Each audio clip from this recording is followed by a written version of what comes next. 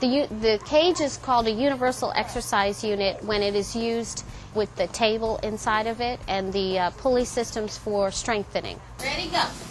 Push. Right, Missy. Push.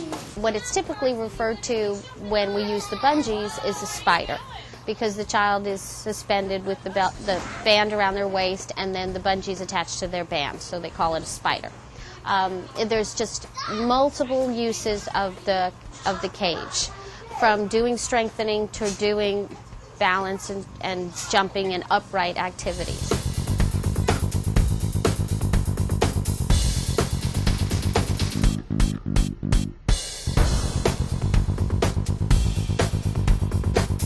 Well, using the cage as a universal exercise unit to do strengthening, it's a basic pulley system with weights for resistance, and which we use sandbags and splints to isolate out the joints and the extremities that we're focusing on.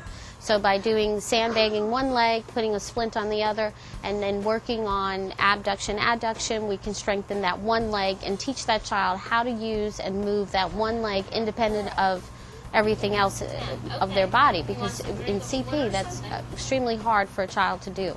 Everything wants to move all at the same time or not at all. So trying to isolate out one extremity from everything else is a really important skill for them to learn.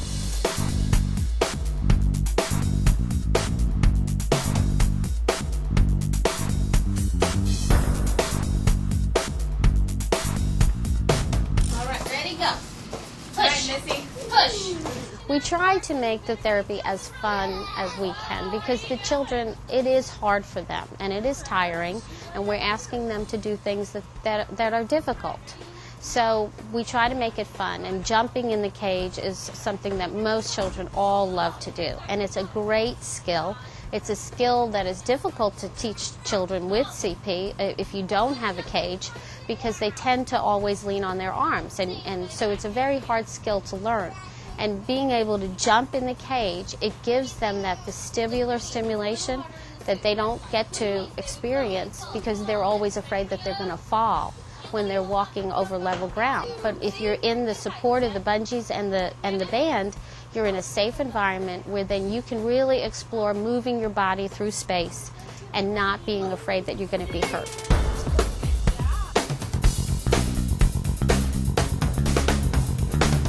Many parents will, after attending the intensive therapy programs, they are interested in purchasing a cage. Some parents even have people they know who are welders, and they've had cages built, and they have them in their home. And it's a great piece of equipment, and kids love to use it. The physical therapist and the occupational therapist both use the cage. So it's a really awesome piece of equipment.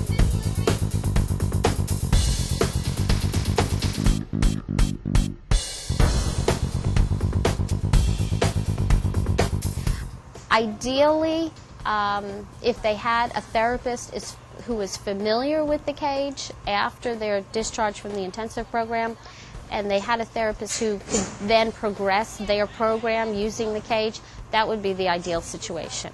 Because otherwise, if you give this piece of equipment to a parent and say goodbye, and you just give them one program, then they don't know how to progress it. So if it is a child who's going to repeat the intensive therapy program, that's when we progress their program.